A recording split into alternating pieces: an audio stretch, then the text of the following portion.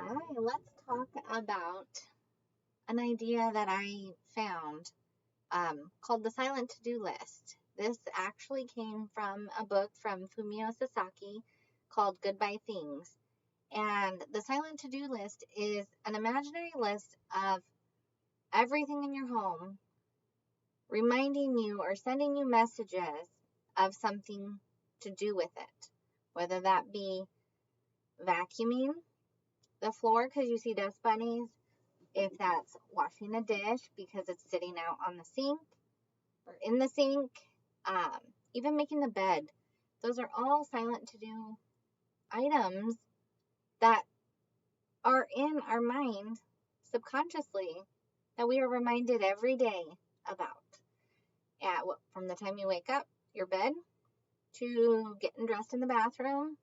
Is your sink clean? Is the shower clean? Is the toilet clean? Is the floor washed up? And is there hair on it? Because, we all lose hair. Or is it something like this, where it's a plant? The silent to-do list here is to water it, to trim it, to keep it in the sunlight.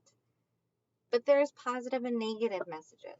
So the making the bed, doing the dishes, cleaning, laundry, the piled up laundry on the bed or the couch that needs to be put away. Those are sending us negative messages where it's needing us to do stuff. But then there's the positive messages where this is beautiful. This may need some trimming and some water. And they're pleasant thoughts when you look at these. When you look at a pile of laundry, I don't know about you, but I don't really know anybody who will look at a pile of laundry and think a positive message.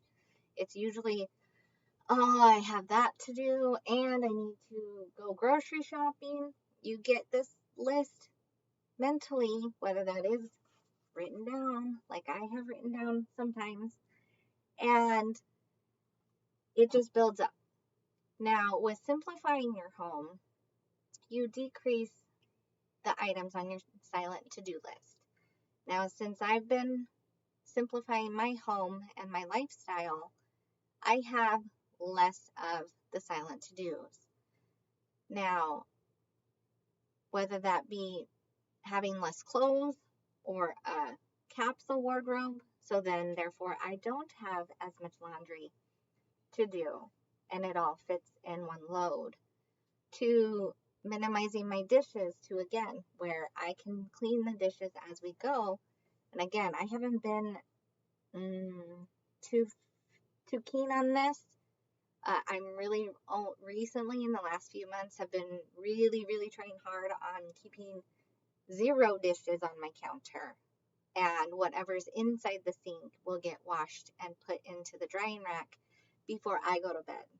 That has been a hard thing, and I get it, but that's one less thing that I have to worry about come the next day to add on to my silent to-do list for the next day.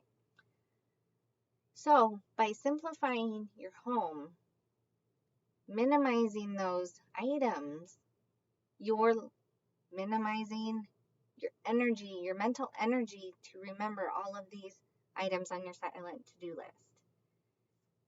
I have absolutely loved being able to come home and not worry about dishes in my sink, because I can just come home and sit down with my son and my husband and relax before dinner.